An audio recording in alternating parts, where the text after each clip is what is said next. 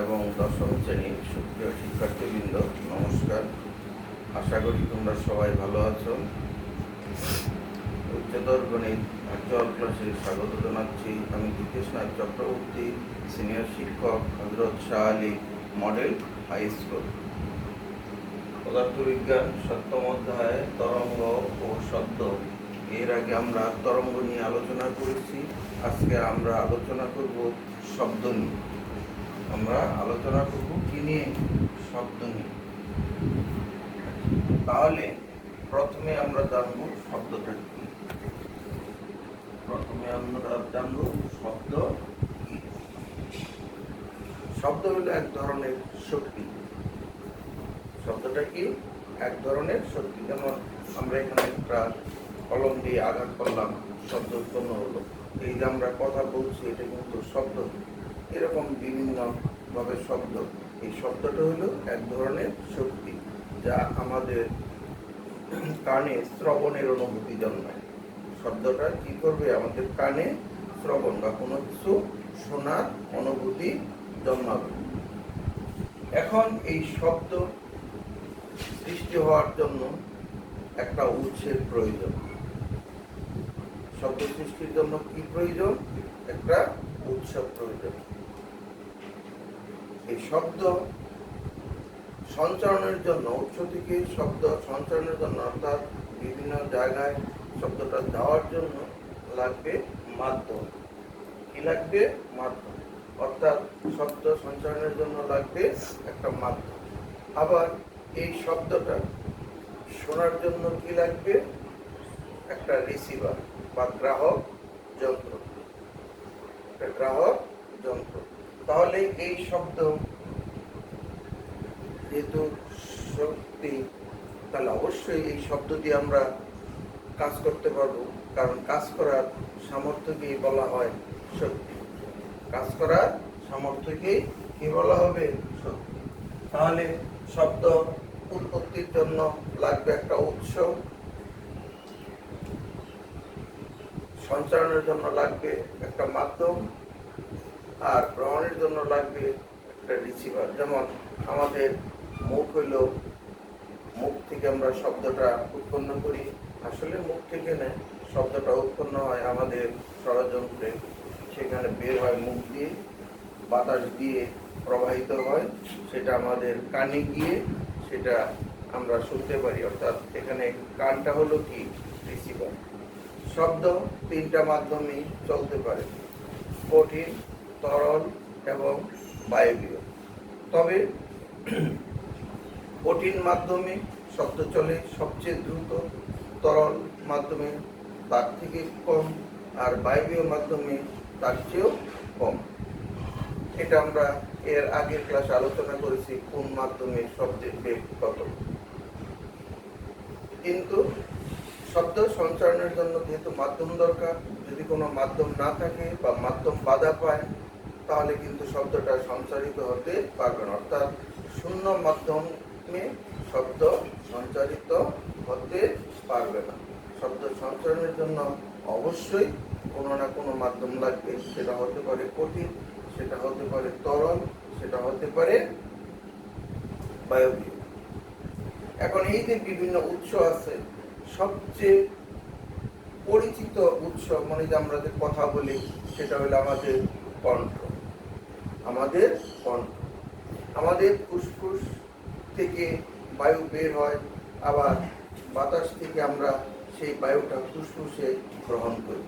এখন বাতাস যখন বের হয় ফুসফুস থেকে, তখন আমাদের গলায় দিয়ে বাতাস বের হওয়ার জন্য এবং বাতাস ফুসফুসে গ্রহণ করার জন্য থাকে হইল ওয়েন্ড পাইপ। তোমরা খেয়াল করবে, হয়তো খাসি বা গরু কাটার পরে তোমরা দেখবে এক ধরনের গলায় এক ধরনের পাইপের মতো আছে, সেটাকে বলা হয় ওয়েন্ড পাইপ। ওয়েন্ড পাইপের উপরে থাকে ষড়যন্ত্র। এই ষড়যন্ত্রের উপরে থাকবে দুইটা পাতলা পর্দা। সেই পর্দা দুইটাকে বলা হবে ভোকাল কর্ড। যখন ফুসফুস থেকে বায়ু এই ভোকাল কর্ডে আঘাত পায়, তখনই শব্দ উৎপন্ন হয়। আমরা জানি শব্দ উৎপন্ন হওয়ার জন্য অবশ্যই কম্পনের প্রয়োজন। যেমন এই জায়গায় আমি একটা আঘাত করলাম, শব্দ উৎপন্ন হলো, এটা কিন্তু কাঁপল। এরকম আমরা যখন কোনো কিছুতে আঘাত করব তখনই কিন্তু শব্দ উৎপত্তি হয়। তাহলে আমরা যে শব্দটা উৎপন্ন করি সেটা আমাদের কণ্ঠে যে ষড়যন্ত্র আছে, ষড়যন্ত্র আছে ভোকাল কর্ড।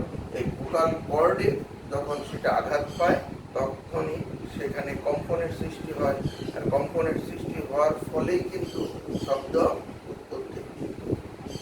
এখানে দেখো একটা কথা লেখা আছে, পুরুষের গলার স্বর মোটা এবং শিশু ও নারীদের গলার স্বর তীক্ষ্ণ।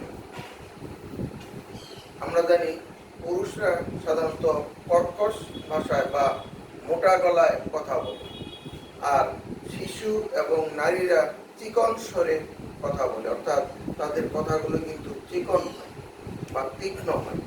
এর কারণটা কি? বয়স বাড়ার সাথে সাথে আমাদের যে ভোকাল কর্ড আছে, পুরুষের ভোকাল কর্ডগুলো শক্ত হয়ে যায়। পুরুষের ভোকাল কর্ড কি হয়ে যায়? শক্ত হয়ে যায়। যখনই শক্ত হয় তখনই সেটা কম্পনটা কম হবে। কম্পনটা কি হবে? কম হবে। যখনই কম্পনটা কম হবে তখন সেখানে শব্দটা হবে মোটা। শব্দটা হবে মোটা। কিন্তু শিশু এবং নারীদের এই ভোকাল কর্ডটা থাকে নরম, ফলে সেখানে কম্পন হয় বেশি। ফলে শব্দটা কি হয়? সরু বা তীক্ষ্ণ হয়, মানে চিকন শব্দ হয়। চিকন শব্দ হয়। এখন আমরা এটা জানলাম পুরুষের গলার স্বর কেন মোটা হয়। কারণ যখনই গলার স্বরটা মোটা হয়ে যায় তখন বাতাস যখন আঘাত করে তখন সেটা কম্পাঙ্ক হয় কম। যখনই কম্পাঙ্ক বা কম্পন কম হয় এই কারণেই শব্দটা মোটা হয়। আর শিশু এবং নারীদের যখন গলার স্বরের যেই থাকে ভোকাল কর্ডটা থাকে ষড়যন্ত্রে, সেটা থাকে নরম। নরম থাকার কারণে সেখানে যখন বায়ু আঘাত করে সেটার কম্পন হয় বেশি, ফলে তাদের স্বরটা হয়ে যায় তীক্ষ্ণ। এখন এই শব্দ সঞ্চারণের জন্য কিছুক্ষণ আগে আমরা বলেছিলাম একটা মাধ্যমের দরকার। মাধ্যম ছাড়া কিন্তু শব্দ সঞ্চারিত হতে পারে না। এটা আমরা একটা পরীক্ষা দ্বারা করতে পারি।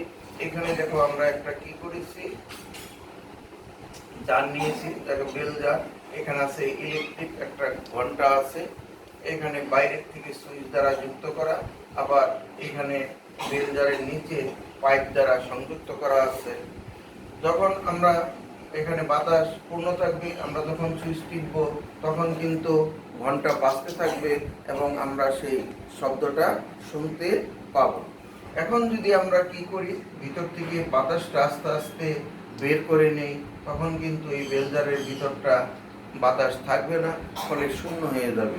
তখন আমরা কলিং বেলের সুইচটা টিপব, তখন এই জায়গায় কলিং বেল বাজবে ঠিকই, কিন্তু আমরা কিন্তু বাইরের থেকে সেই শব্দটা শুনতে পাবো না। তোমরা আরেকটা জিনিস খেয়াল করেছ হয়তো, অনেক সময় তোমরা অনেকেই এসি গাড়িতে যাতায়াত করো, এসি গাড়িতে কিন্তু জানালাগুলো আটকানো থাকে। এসি গাড়িতে বাইরের থেকে যদি কোনো শব্দ করা হয় তাহলে কিন্তু ভিতর থেকে সেই শব্দটা সহজে বোঝা যায় না, কারণ মাধ্যমটা কিন্তু বিচ্ছিন্ন হয়ে যায়। মাধ্যমটা কি? এই জানালার কারণে সেই মাধ্যমটা বিচ্ছিন্ন হয়ে যায়, যেহেতু বায়ুটা ভিতর ঢুকতে পারে না, এই কারণে বাইরের শব্দ কিন্তু ভিতর থেকে সহজে শোনা যায় না, আবার ভিতরের শব্দ বাইরের থেকে সহজে শোনা যায় না। তারপর আমরা হালকা একটু শুনতে পারি, কারণ একবারে তো আর এয়ার টাইট করে গাড়িটা তৈরি করা সম্ভব হয় না, কিছু বাতাস ভিতরে ঢোকার কোনো না কোনোভাবে ঢুকে, যে কারণে কিন্তু আমরা শব্দটা হালকাভাবে শুনতে পাই, তবে স্পষ্ট বোঝা যায় না। এখন এই যে শব্দ আমরা জানলাম মাধ্যম ছাড়া চলতে পারে না এবং কম্পনের ফলে শব্দ সৃষ্টি হয়। এই কম্পন আবার যে কোনো ধরনের কম্পন হলে কিন্তু আমরা মানুষ সেই শব্দটা শুনতে পাই না। এই কম্পন হওয়ারও কিন্তু একটা সীমাবদ্ধতা বা সীমানা আছে, যে আমরা শব্দ শুনতে পাবো, যাকে বলা হবে শ্রাব্যতার সীমা।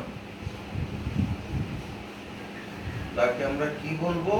শ্রাব্যতার সীমা বা শব্দ শোনার একটা সীমা। এই কম্পাঙ্কটা হইতে হবে 20 হার্টজ থেকে 20 হার্টজ থেকে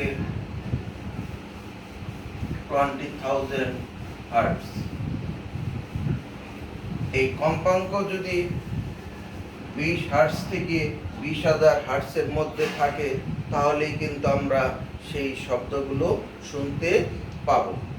এখন কোনো উৎসের কম্পাঙ্ক যদি 20 হার্টজের কম হয় তাহলে কিন্তু আমরা সেই শব্দ শুনতে পাবো না, এবং তার একটা নাম আছে, সেইটার নাম হলো শব্দের, মানে একটা হলো কম্পাঙ্ক দুইটা, একটা হলো শব্দোত্তর আর একটা হলো শব্দেতর।